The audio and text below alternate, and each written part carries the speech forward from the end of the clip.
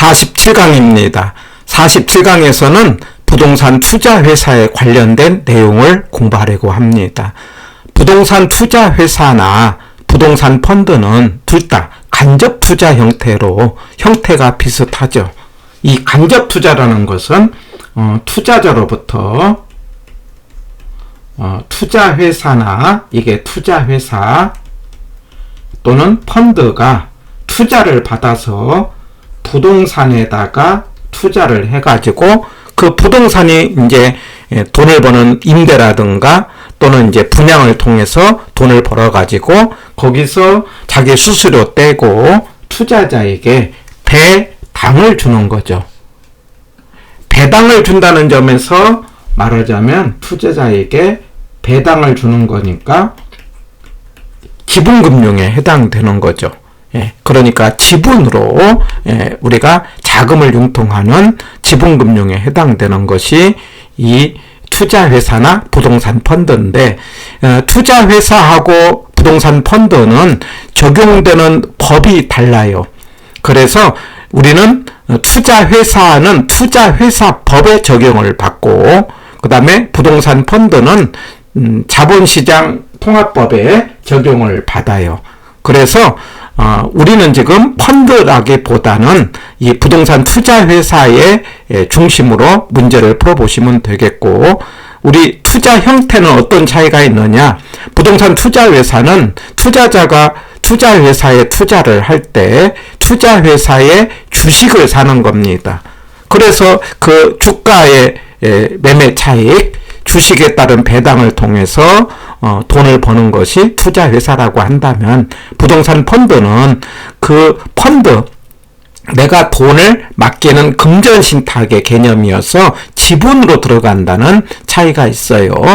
그래서 펀드와 그 다음에 부동산 투자회사는 본질적으로 투자자가 부동산에 가는 것은 간접 투자다 라는 점에서는 같지만, 그러나 적용되는 법이 차이가 나서 우리가 투자회사는 주식으로 투자를 한다면은 펀드는 지분으로 들어간다는 점, 그리고 적용된 법이 투자회사는 투자회사법, 부동산 펀드는 자본시장 통합법에 적용을 받고 있다. 이렇게 정리를 하면서 우리는 지금 부동산 투자 회사에 관련된 내용을 공부하려고 하는 겁니다. 그런데 그 부동산 투자 회사는 3개 회사가 있다는 거예요. 그걸 자유이기 이렇게 기억합니다. 자기관리 투자회사, 위탁관리 투자회사, 기업구조조정 투자회사다. 첫 글자로 자유이기. 그런데 자기관리회사는 실제 회사예요. 일반 회사하고 똑같다. 사람도 있고 건물도 있다. 그런데 위기는요, 위탁관리와 구조조정 회사는 서류상 회사입니다. 페이퍼 컴퍼니라고 하죠. 그러니까 일을 할 수가 없어요. 그러면 실제 업무를 담당하는 회사를 자산관리회사라고 합니다. 그러면 자산관리회사는 위기에 위탁을 받아서 투자 운용 업무를 수행하는 회사는 자산관리회사죠. 두 번째는요, 위기는 서류상 회사니까 사람이 없어요. 그러니까 임직원 없고 지점을 둘 수 없다. 이렇게 되어 있어요. 이런 특징을 보시고요. 그런데 자기관리회사와 위탁관리회사는 하는 역할이 똑같아요. 일반 부동산에 투자를 하는데 자기관리회사는 이제 실제 회사라는 점, 위탁관리회사는 서류상 회사라는 점, 이것만 차이가 있어요. 자, 그런데 구조조정회사는 성격이 달라요. 일반 부동산이 아니고 구조조정용 부동산에만 투자를 한다는 것. 그러니까 구조조정이라는 건 회사가 잘못됐을 때 그 매물을, 말하자면 자산을 축소하기 위해서 나오는 물건, 부동산, 권리, 기계 이런 데 투자를 하는 겁니다. 그래서 구조조정 회사는 구조조정을 도와주기 위해서 약간 예외를 두고 있어요. 그 예외라는 게 바로 주식에 관한 것, 그 다음에 처분 제한입니다. 주식이라는 건 아까 투자회사는 투자자가 투자회사의 주식을 산다고 그랬어요. 그러면 그 주식을 살려고 한다면은 일반인이 주식을 거래할 수 있도록 상장을 해야 되죠. 상장이라는 건 장터에다가 올려놓는데 주식의 장터는 코스피, 코스닥 있지 않습니까? 이런 상장. 그 다음에 공모, 공개 모집입니다. 누구나 살 수 있도록 하는 거죠. 그 다음에 주식 분사는요, 1인 주식 소유 한도입니다. 한 사람이 주식을 갖고 있으면은 회사를 좌지우지하기 때문에 1인 소유 한도를 제한하고 있어요. 그래서 이 주식에 관한 내용을 33번에 적용을 하고 있는데 제가 숫자로 235 이렇게 하나 기억하자고 해요. 말하자면 2년 이내에, 그러니까 인간 내지는 등록을 한 날로부터 2년 이내에 30% 이상을 공모해야 되고, 그 다음에 아까 주식 분사는 1인 주식 소유 한도기 때문에 50% 이내를 소유하지 못한다. 이내입니다. 나머지는 이상인데 이 주식 분사는 이내를, 그러니까 50%를 초과하여 주식을 소유하지 못한다. 이렇게 되어 있어요. 예, 그래서 235에 관련된 적용을 말하자면 구조조정회사는 적용받지 않는다. 상장을 할 필요가 없다. 이렇게 할 수 있는 거죠. 그 다음에 처분 제한이에요. 처분 제한이라는 건 우리가 이제 부동산에 투자를 할 때 넣었다 뺐다 단기적으로 매매 차익을 막기 위해서 일정 기간 안에 처분을 제한하고 있는데 법에서는 5년 이내에 처분 제한을 두고 있어요. 법으로는 5년이고 시행령에서는 1년입니다. 그런 처분 제한에 관한 규정을 구조조정회사는 적용받지 않는다. 이렇게 기억합니다. 자, 회사 3개 정리했어요. 자위기, 자기관리회사는 실제회사다. 위기는 서류상 회사니까 업무를 자산관리회사한테 위탁을 하고, 서류상 회사니까 사람 없고 지점 없다.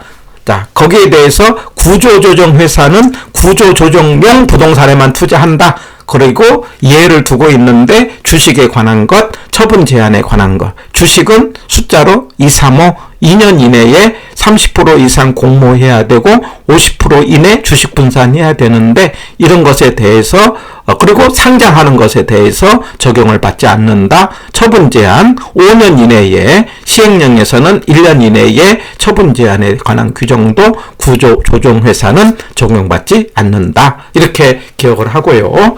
그런데 이게 이제 이 자산관리회사 31번에 가면은요, 회사가 3개 있는데 관련 회사로 자산관리회사가 있고 투자자문회사가 있어요. 차이점은 자산관리회사는요, 아까 위기에 위탁을 받아서 실제 업무를 담당하는 회사는 자산관리회사라고 한다면은, 투자자문회사는 자산의 투자 운용에 관한 자문 및 평가, 핵심이 자문이 들어가요. 자문이라는 것은 컨설팅이죠. 어디에다가 투자할 거냐? 컨설팅이라는 말이 들어가면은 투자 자문회사고, 이 자문이 안 들어가면은 자산관리회사다. 이렇게 구분하시고, 자산관리회사는요, 인가를 받아야 되고요. 투자 자문회사는 등록을 가능하다. 우리가 등록이 인가보다 조금 쉬운 절차인 거 아시죠? 예, 해서 관련 회사로 이 2개를 구분해서 기억을 합니다. 예, 이렇게 해서 이 투자회사에 관련된 기본적인 내용을 했다면은, 그러면 이제 투자회사는 어떤 식으로 우리가 회사를 이제 설립을 할 거냐? 절차를 보면은 발기 설립을 합니다. 발기인이 이제 회사를 설립을 해요. 그리고 설립을 한 다음에 등기를 하게 되는데 2주 내 등기입니다. 설립 후 2주.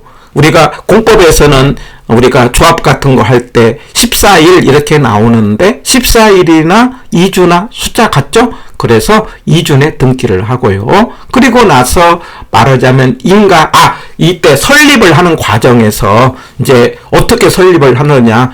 회사를 만들려면 돈이 있어야 되죠? 사람이 있어야 되겠죠? 그 돈에 관한 부분이 32번에 나오는데, 이게 이제 시험에 가장 많이 나와요. 그럴 때 이 돈에 관한 부분은, 자본금에 관한 부분은 숫자로 357 이렇게 하나 기억해 주세요.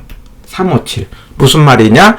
회사를 설립할 때 3억으로는 위기는 3억으로 설립을 하고, 그리고 인가 등록 후 뭐냐면 50억 이상을 만들어라.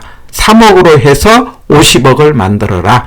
그 다음에 자기관리회사는요 5억으로 설립을 하고 그 다음에 인가 후 6월 이내에 70억을 만들어라.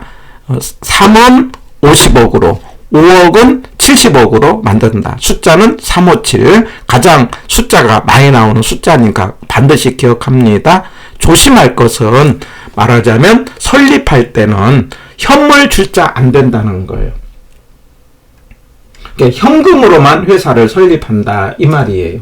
여기서 현물이라는 것은 금액이 크기 때문에 말하자면 50억, 70억을 만드는 과정에서 부동산이라든가 부동산 관련된 권리 또는 신탁에 대한 수익증권, 그 다음에 이제 소유권 이전 등기 청구권, 그리고 대토권 이런 것들을 현물로 인정을 합니다.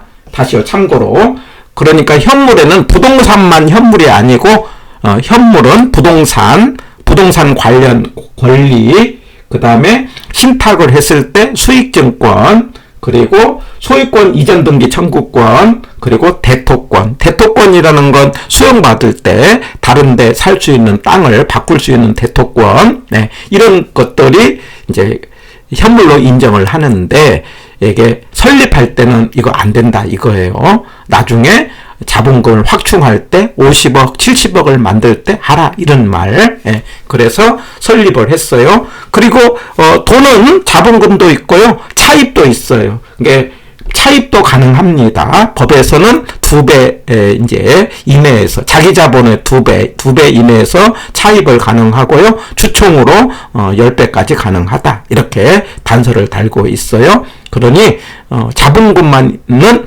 자본금 말고 차입도 이제 가능하다. 돈은요. 기억을 하십니다. 이렇게 설립을 했어요. 그리고 등기를 합니다. 그리고 인가 내지는 등록을 하는데 자기관리회사는요. 인가입니다. 그리고 구조조정회사는 등록이에요.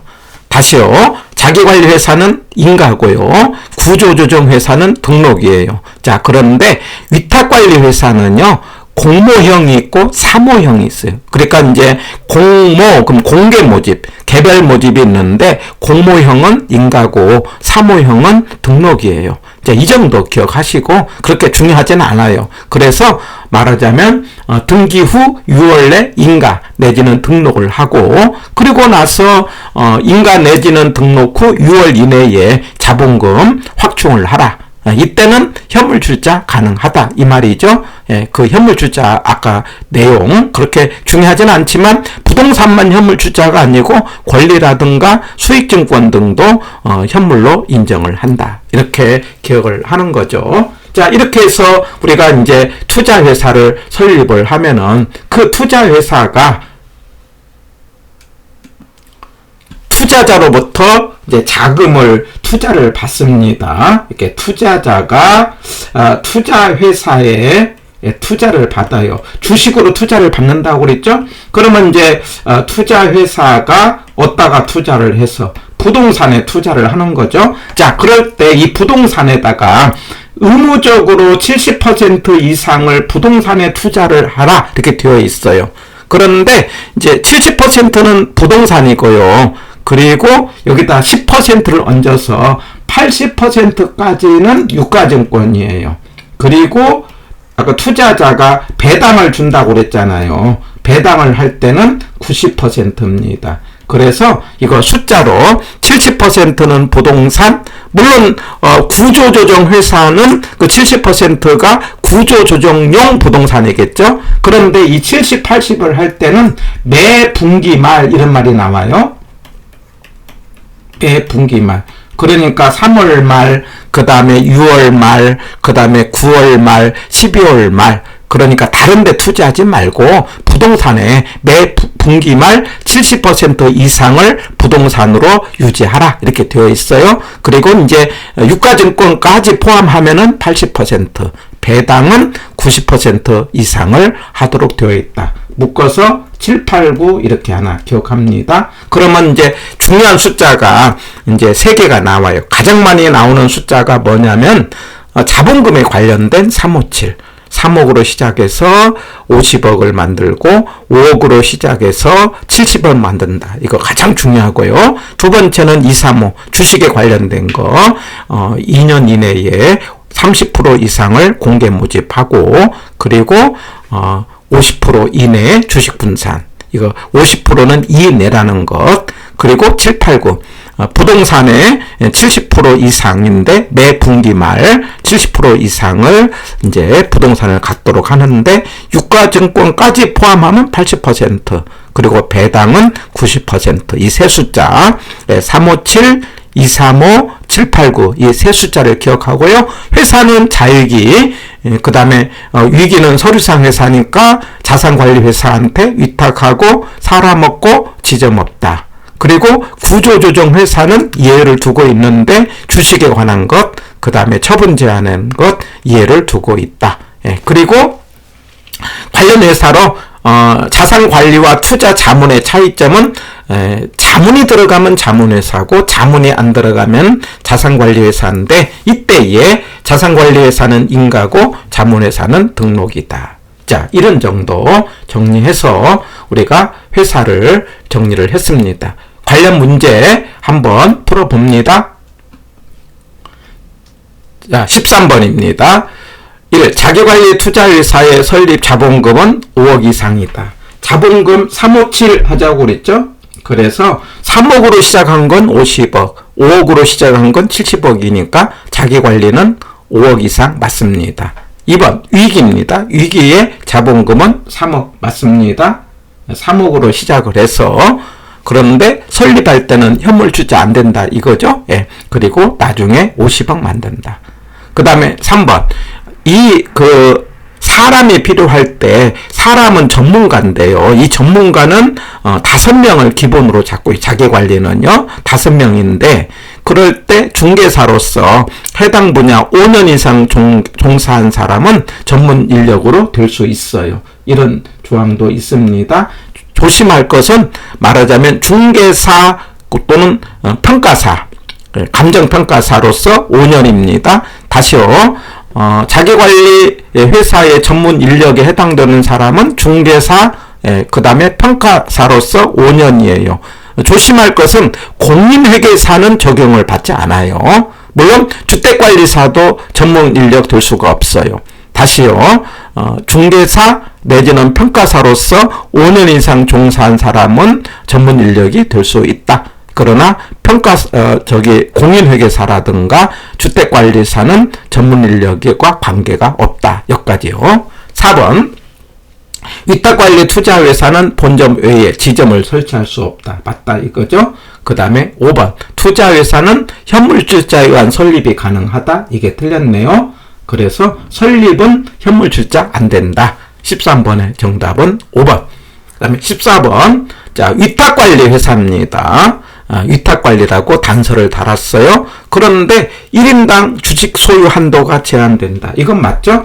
그러니까 위탁관리 회사는요 주식에 관한 적용 받아요. 조심할 것은 자기관리 회사만 적용받지 않는 거죠. 만약에 지문에 자기관리 회사 말을 잘못했네요. 구조조정용 회사만 적용받지 않는 거죠. 그러니까 자기관리 회사와 위탁관리 회사는 1인 주식에 관한 적용받는 거고 구조조정용 회사는 적용받지 않는 거죠. 1번 맞습니다. 2번 주주를 보호하기 위해서 직원이 준수해야 될 내부 통제 기준을 제정해야 된다. 자, 이게 틀렸네요.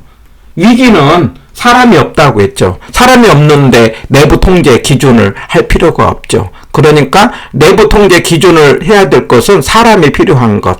그게 뭐냐면 자기관리 투자회사, 그 다음에 자산관리회사. 실제 업무를 하는 회사가 자산관리회사라고 그랬죠. 사람이 있어야 되겠죠. 자산관리회사, 자기관리, 자자죠. 이거는 사람이 있으니까 내부 통제 기준이 있어요. 그러나 위탁관리와 구조조정 회사는 사람이 없으니까 이런 내부 통제 기준이 없다. 답은 2번이겠네요. 3번 운영을 누구한테 맡겨야 돼요? 자산관리회사한테 위탁한다. 예, 맞죠?